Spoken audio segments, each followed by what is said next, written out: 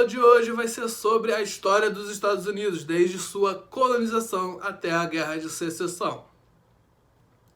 Durante o século XVII, diversos grupos ingleses compostos essencialmente de puritanos emigraram para a América do Norte. Protestantes calvinistas, os puritanos eram perseguidos na Inglaterra por suas crenças religiosas e ideias contra o absolutismo do rei. Os primeiros puritanos chegaram em 1620 no navio Mayflower e se fixaram em Plymouth, Massachusetts. Outros grupos se estabeleceram em outras regiões, totalizando 13 colônias. Situadas na costa leste da América do Norte, estas colônias foram criadas em épocas diferentes e não mantinham vínculos de dependência entre si. As 13 colônias da América do Norte viriam futuramente a formar o país que conhecemos atualmente como Estados Unidos. Essas 13 colônias da América do Norte foram fundadas dentro de uma ideia do mercantilismo europeu conhecida como Pacto Colonial. Nesse caso, a Inglaterra era a metrópole. As 13 colônias estavam divididas em colônias do Norte, colônias do Centro e colônias do Sul. As colônias do Norte compreendiam as regiões de Massachusetts, Nova Hampshire, Rhode Island e Connecticut. As colônias do Centro compreendiam as regiões de Nova York, Nova Jersey, Pensilvânia e Delaware. Por sua vez, as colônias do Sul compreendiam as regiões de Virgínia, Maryland, Carolina do Norte, Carolina do Sul e Geórgia. O modelo de colonização variava de região para região. Enquanto o Centro e o Norte foram colonizados sob o modelo de colônia de povoamento, o Sul foi colonizado sob o modelo de colônia de exploração. O Centro e o Norte foram colonizados pelos ingleses sob o modelo de colônia de povoamento. Isso ocorreu devido ao clima temperado muito parecido com o clima da Inglaterra. Os produtos cultivados por lá não concorriam diretamente com os produtos ingleses. Assim, desenvolveu-se um sistema de produção baseado no trabalho livre, na pequena propriedade e na policultura, sendo que a produção era voltada para o mercado interno. Esta liberdade econômica permitiu um rápido desenvolvimento da produção de manufaturas e das atividades comerciais com outros povos. O Sul foi colonizado pelos ingleses sob o modelo da colônia de exploração. O clima do Sul era subtropical, diferente do clima da Inglaterra. Eram cultivados produtos que não haviam no mercado europeu, o que estimulou um controle maior por parte dos ingleses. Assim, desenvolveu-se um sistema de produção baseado no trabalho escravo negro, na grande propriedade e na monocultura, cuja produção estava voltada para o mercado externo.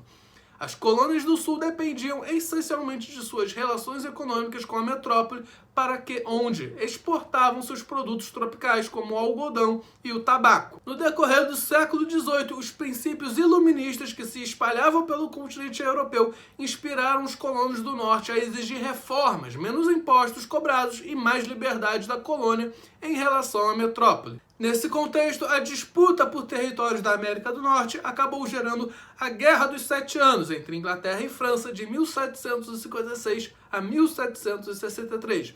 No fim, a Inglaterra saiu vitoriosa. Apesar de vitoriosa, a Inglaterra aumentou a quantidade de leis e impostos visando compensar os prejuízos da guerra. Isso gerou descontentamento entre os colonos que passaram a lutar pela sua independência. A Lei do Açúcar, de 1764, estabelecia impostos elevados sobre o açúcar importado pelos colonos e proibia a importação de rum. A Lei do Selo, de 1765, determinava que as publicações na colônia só poderiam circular contendo um selo de permissão em inglês. A Lei do Alojamento, também em 1765, estabelecia que os colonos deveriam fornecer alojamento e alimentação para as tropas inglesas. E a Lei do Chá, de 1773, aumentava o imposto sobre o chá trazido da Inglaterra e a proibição de comprá-lo de qualquer outro país. No ano seguinte, então, a Inglaterra impôs as leis intoleráveis, que determinavam o fechamento do porto de Boston e proibia manifestações contra a Inglaterra. Em represália, alguns dos colonos se disfarçaram de índios e sabotaram o carregamento de chá inglês, jogando todo o carregamento no mar. Este episódio ficou conhecido como a Festa de Chá de Boston.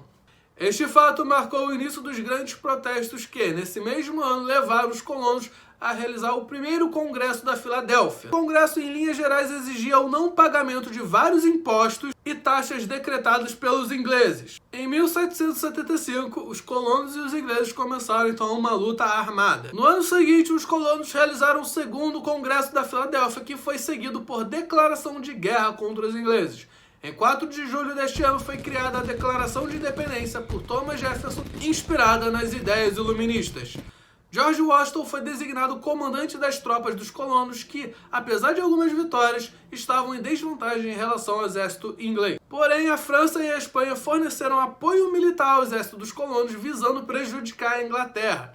Esta ajuda foi decisiva para a vitória dos colonos. A guerra durou até 1781, quando os ingleses se renderam. As 13 colônias passaram a se chamar Estados Unidos da América, e a Inglaterra reconheceu a independência em 1783. Com o término da guerra contra os ingleses, os líderes tinham a tarefa de organizar as estruturas do novo governo. 2 grupos se defrontaram nesta tarefa, os republicanos e federalistas. Os republicanos, liderados por Thomas Jefferson, defendiam mais autonomia para os estados.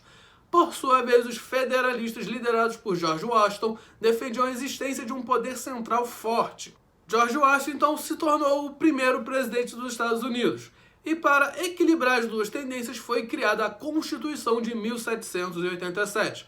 Ela garantia a divisão dos 3 poderes e a autonomia regional, desde que não entrasse em choque com o interesse da nação. Essa Constituição foi influenciada pelas ideias iluministas e acabou inspirando a Revolução Francesa também, o movimento de independência das colônias espanholas e a própria independência do Brasil. Após a independência dos Estados Unidos, esse país começou então sua expansão para o oeste do continente americano. Criaram então a doutrina do Destino Manifesto, sobre um princípio calvinista que tinha como missão de estabelecer a sua civilização americana e civilizar o resto do continente. Era uma doutrina que determinava que os americanos conheciam qual era o ideal de civilização e progresso e tinha que passar esse ideal de civilização para o resto do seu continente. E a expansão dos territórios dos Estados Unidos vão se dar de 2 formas. Através de guerras contra indígenas ou contra outras nações, ou através de compra. Então a gente tem como primeiro princípio dessa expansão para o oeste a dizimação indígena, que para os americanos índio bom era índio morto. Já em 1819, os Estados Unidos compra a Flórida da Espanha e logo depois compra também a Louisiana da França. Em 1823, os norte-americanos vão criar a doutrina Monroe, que tinha como lema a América para os americanos. Essa era uma resposta ao Congresso de Viena, que aconteceu após o período napoleônico, que tinha como objetivo restaurar o antigo regime na Europa e acabar com processos revolucionários. Então, os Estados Unidos criaram essa doutrina para dizer que na América, no continente americano, essas nações não poderiam intervir, que a América era exclusividade dos Estados Unidos. Em 1845, então, o Texas, um grande território, é anexado aos Estados Unidos e após uma guerra contra o México, os Estados Unidos conseguem conquistar os territórios de Arizona, Nevada, Utah, a Califórnia e o Novo México. Ou seja, os Estados Unidos conseguiu conquistar praticamente metade do México daquele período. E hoje em dia eles querem colocar um muro para justamente impedir dos mexicanos invadirem seu território. De 1848 a 1850 ficou marcado o período como a Grande Corrida do Ouro. E essa Corrida do Ouro na Califórnia acelerou a imigração, deixando o país com mais de 31 milhões de habitantes que foram correndo para lá com a perspectiva de conseguir grandes riquezas. Em 1862 foi promulgado o Homestead Act, que determinava que após 3 anos de cultivo na terra, o colono tinha direito à sua posse. Era uma lei justamente para estimular os colonos a irem para o oeste, para colonizar novas terras, que após 3 anos trabalhando nela, eles garantiam a sua propriedade lá. E em 1887 foi promulgado o Dawes Act, alegando que os índios poderiam participar do Homestead Act desde que renunciassem todos os seus modos tribais e aceitassem a cultura norte-americana.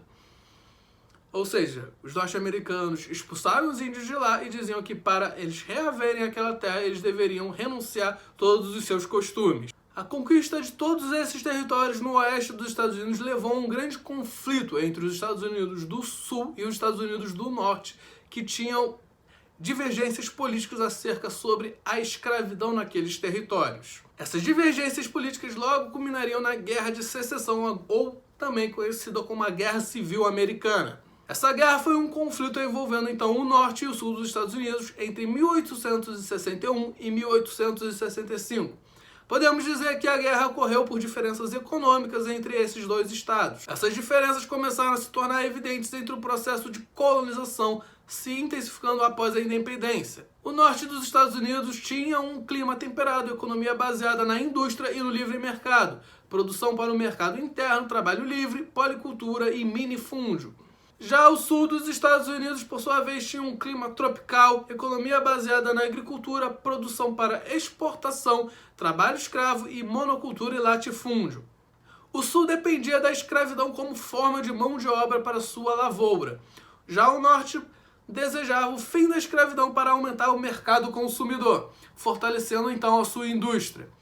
Além das visíveis diferenças entre a região norte e sul dos Estados Unidos, a eleição de Abraham Lincoln em 1860 também foi determinante para o início da guerra. Isso porque Lincoln foi eleito pelo norte e tinha uma postura anti-escravagista, ou seja, totalmente oposto aos interesses do sul. Assim, alguns estados do sul resolveram criar um estado independente. Foi então o início da guerra. A guerra em si ocorreu porque, enquanto o sul desejava a separação, o norte lutou para manter a unidade do país. O exército do sul se autodenominava confederados, enquanto o exército do norte era conhecido como Yankees.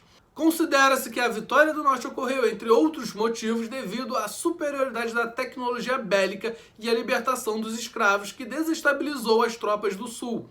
É considerada a primeira guerra moderna utilizando blindados, trincheiras, ferrovias e até metralhadoras. A guerra deixou um saldo de aproximadamente 600 mil mortos. Podemos destacar algumas consequências importantes desta guerra. A escravidão foi abolida em 1863 nos Estados Unidos, o que intensificou a campanha abolicionista em outros países. Em contrapartida, em 1867 foi criada a Ku Klux Klan, uma seita racista criada pelos fazendeiros do sul dos Estados Unidos e que existe até hoje. Então é isso, turminha. Terminamos a aula de hoje. Tchau, tchau e lavem as mãos.